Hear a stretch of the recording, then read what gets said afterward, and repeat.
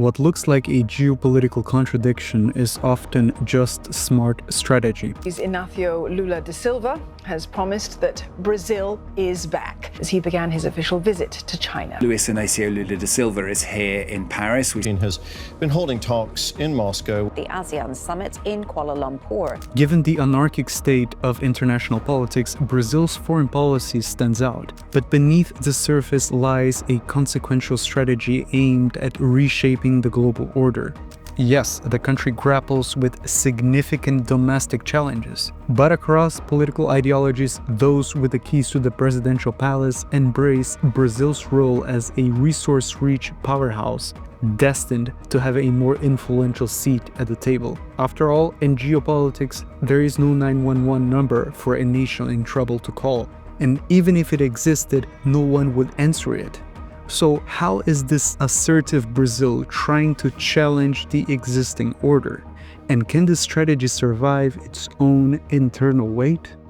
Understand the strategy beyond the headlines. Support our independent geopolitical analysis by subscribing and liking the video. Know what comes next.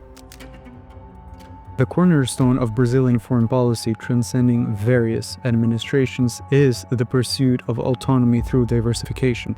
The belief is that national interests are best served through a diverse range of international partnerships, thereby avoiding dependence on any single global power. This is because Brazil, as a major commodity exporter, is highly sensitive to external markets, and betting on one partner or economic bloc would be an irrational approach. This explains Brazil's delicate balancing act with the United States, the European Union, China, and Russia. While Washington remains a significant partner in terms of trade and investment, Brasília has actively sought to counterbalance this American influence. The Trump tariffs on Brazilian goods and Washington's rhetoric towards Venezuela further validate Brazil's belief that national interests require avoiding dependence on any global power. This is evident in its growing alliance with Beijing, which became Brazilia's largest trading partner in 2009. This economic cooperation, primarily based on commodity exports, has provided Brazil with significant economic leverage when negotiating with the West, but it also risks the potential over-reliance on China. So by having strong ties with all major powers, Brasília ensures its economic security. But above all, Brazil, which has been for centuries the backyard of Europeans and Americans, also tries to ensure no single country or bloc will dictate its domestic or foreign policy. For the Brazilian leadership, this is a quest for sovereignty.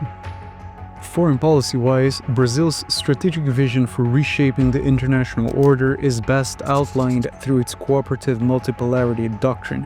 It is built on Brasília's understanding that the world should have multiple centers of influence, moving beyond the geopolitical realities of the mid-20th century to a more equitable power structure.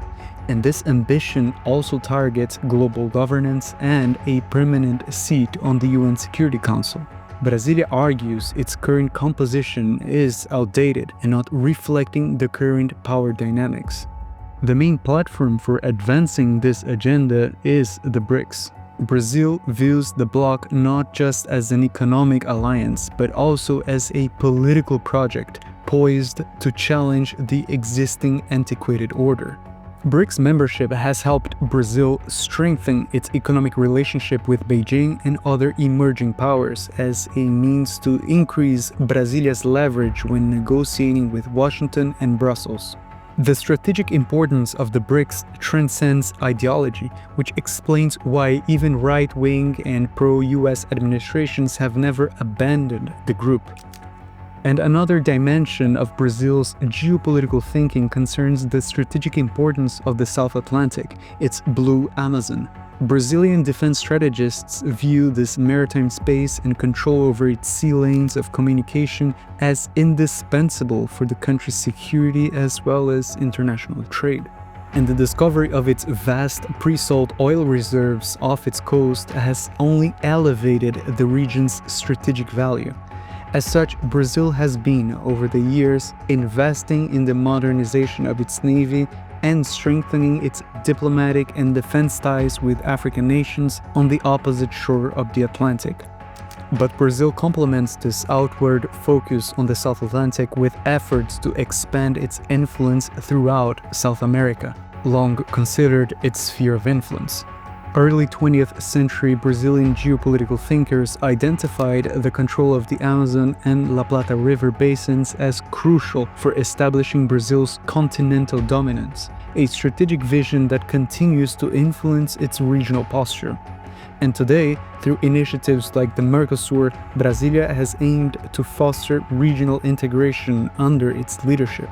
The underlying geopolitical rationale has been to create a politically and economically cohesive bloc to negotiate with other global powers from a position of strength.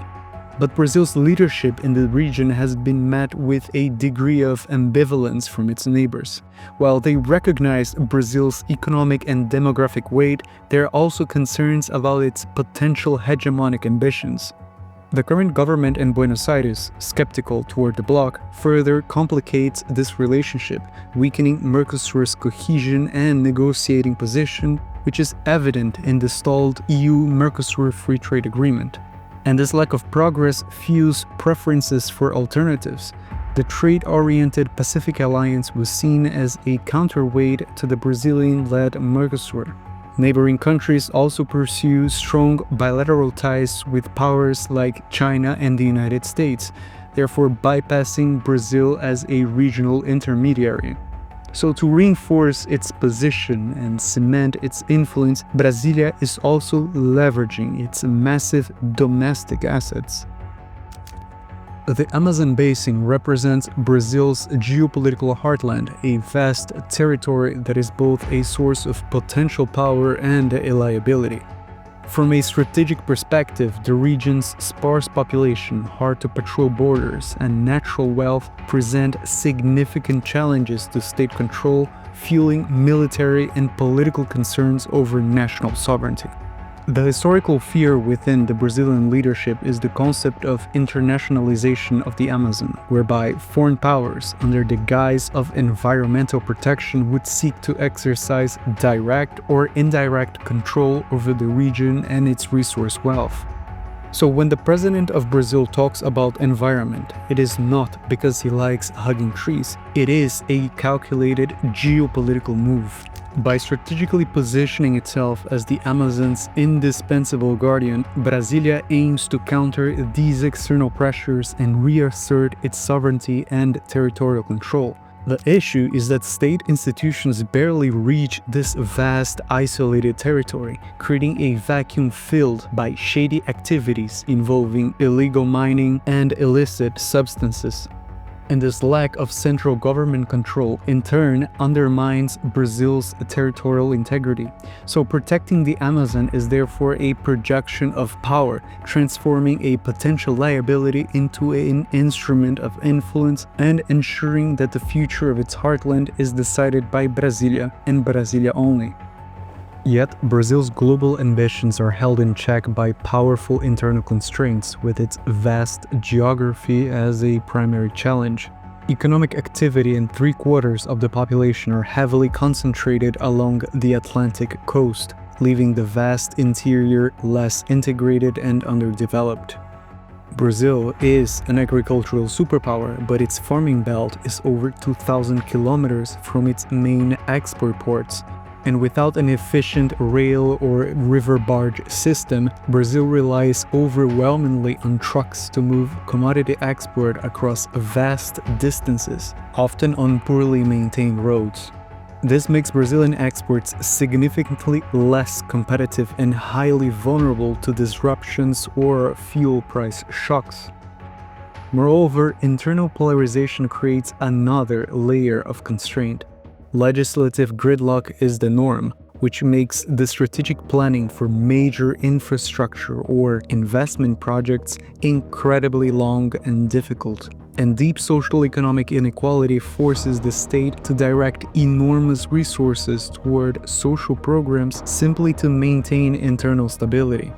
This diverts funds and, more importantly, political capital that could be otherwise allocated to infrastructure, research, or high added value industries. Ultimately, Brazil's global aspirations are constrained by weak institutions that halt economic development and create governance vacuums, trapping the country in a perpetual cycle of lost potential. But its ambition is not just about commodity exports or regional status. It is a strategic quest to secure its autonomy and cement its role in a new multipolar order, using diversification and its environmental assets as its primary levers. Brazil seeks autonomy not through confrontation, but through the diplomatic strive toward a multipolar world where it is determined to be a key player. In this new era of geopolitics, Brazil is planting its own seeds of power. It will not harvest another's yield.